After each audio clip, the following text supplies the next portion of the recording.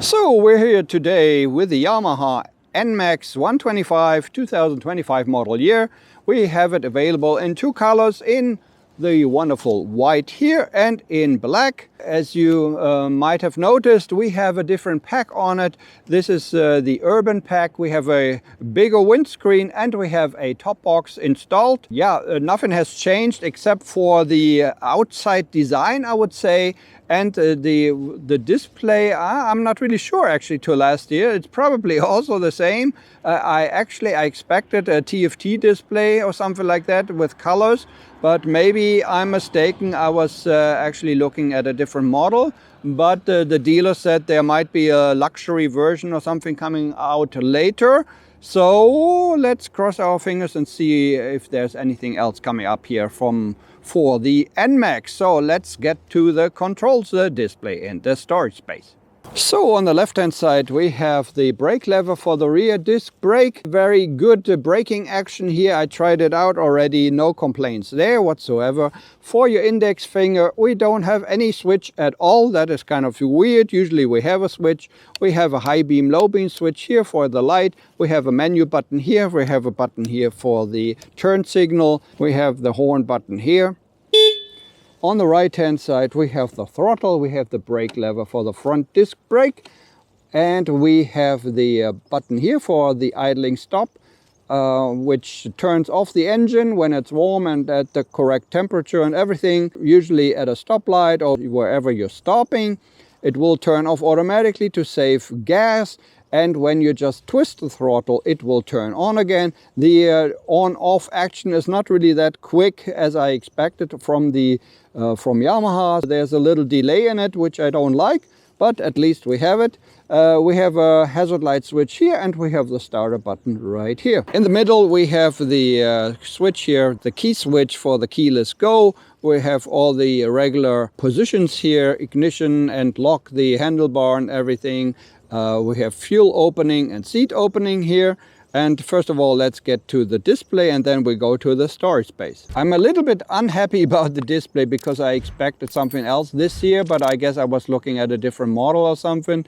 It's still the inverted LC display, fairly difficult to see. Okay, in the dark and everything, it's good. Okay, you can still more or less see everything, but it's not good, you know? And I always criticize that on Honda bikes and scooters. They have changed now finally to TFT. This is I guess the last one remaining here.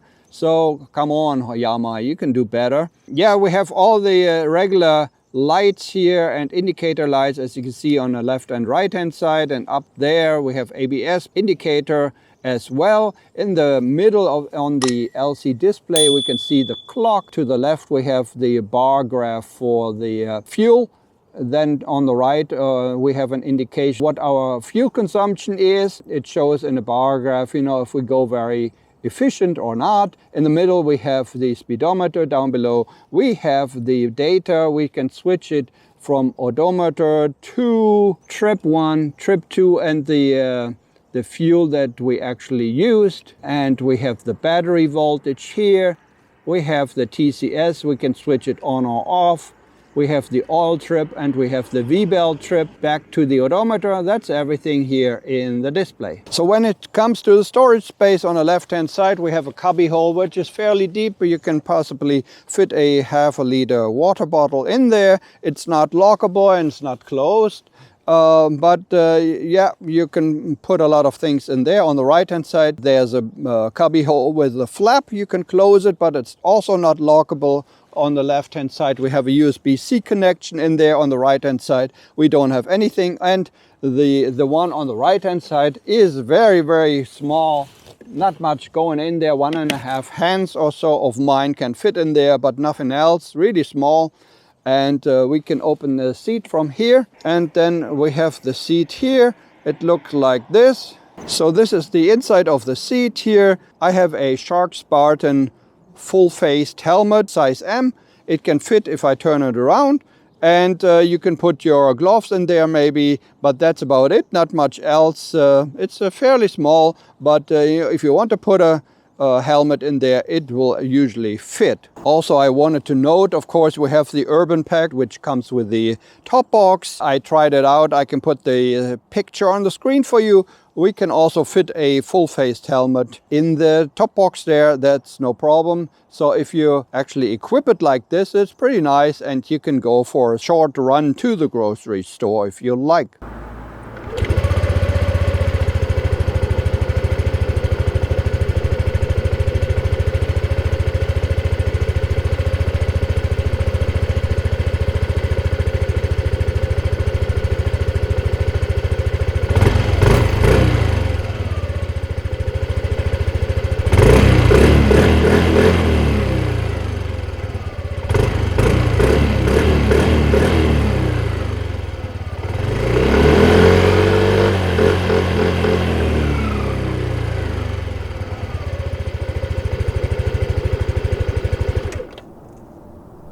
So this is the Yamaha NMAX 125 2025 model year, and we'll take it out for a little ride. Let's go. So in order to turn it on, we need to switch this here to the on position. The display comes to life, and we just press the starter button, and there we go. The seat is very comfortable, not too hard, not too soft. It does not have really a lumbar support, so it is possible to scoot back a little bit. It's no problem. So if you're taller, you have basically two positions on the seat. We have the toilet position, and we can put our feet a little bit to the front. Actually, it's not too bad here. If I go a little bit higher here on the seat, or more to the rear, and I have very good feet position here actually. I don't know if they changed anything here, but it feels better than before. But I guess they always have the same chassis, so they didn't change anything. But it does not feel bad at all to have the your feet angled like this. You can easily move it around here in the corners with your hips.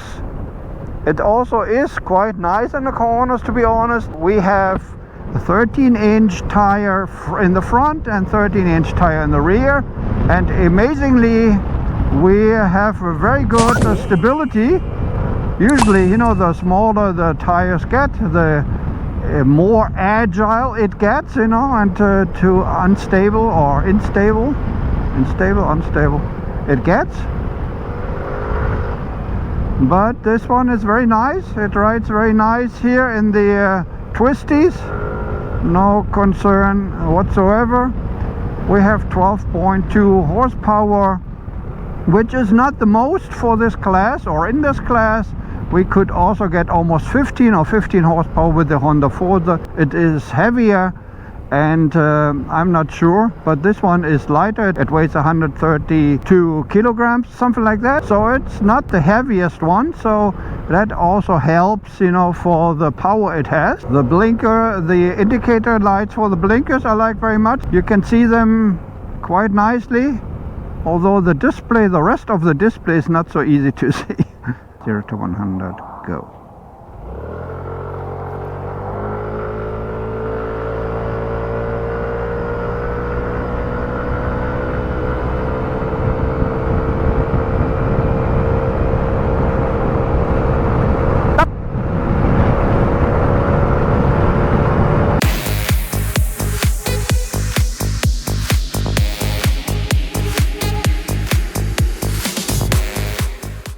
At higher speeds on the highway, it is stable, and the windscreen, yeah, it's not the standard windscreen. It comes from the Urban Pack.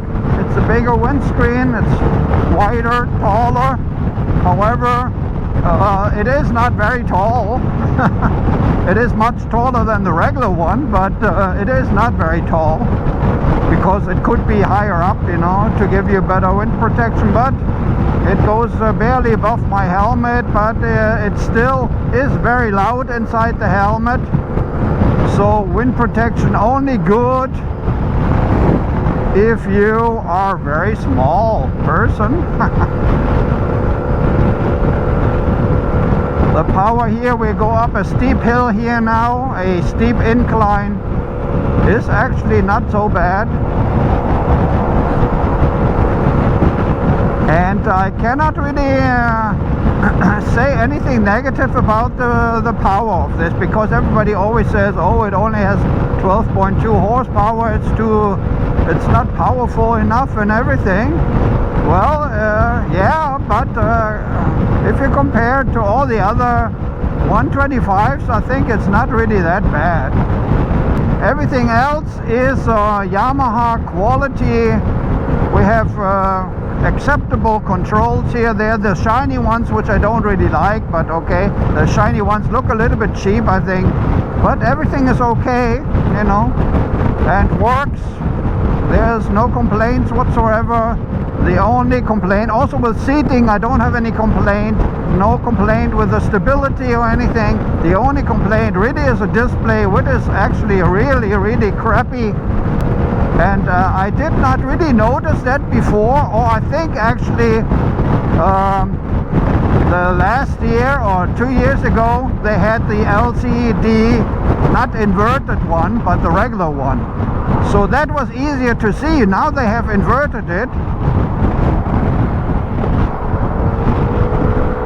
And yeah, that's what it is, because the last time I said, okay, it's LCD, but at least you can see everything in the sun. Now they have inverted it because yeah, it looks much cooler and adapts better maybe to the cockpit design and everything. That might be true, but it's very hard to see. I mean, of course you can see the big numbers and everything, but still it is much easier to see black on white than white on black for the LC displays. Yeah, hopefully they will change it in an upcoming model year.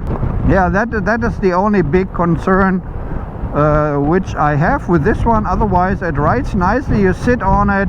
With my size, I'm 175, 5'9". Everything is nice, everything feels good. You can ride it nicely in the city, or even, you know, if you live somewhere outside of the city, that is no problem. It feels good also on longer stretches. The mirrors, the typical NMAX mirrors, because I used to own an NMAX in 2015. That was the first one which actually came out. I think they had the same mirrors, but it's no problem. You can see everything, no complaints there. They're far enough on the outside, and everything is acceptable Yamaha quality. It's a 125 scooter I can definitely recommend if you're in the market for around about 4,000 euro, just under 4,000 euro. A very nice scooter. You cannot do anything wrong when you buy this NMAX, I would say. So anyways, that's everything here already that I wanted to tell you about the Yamaha NMAX 125 2025 model year. Thanks very much for watching. This has been Right Out. Take care. Bye bye.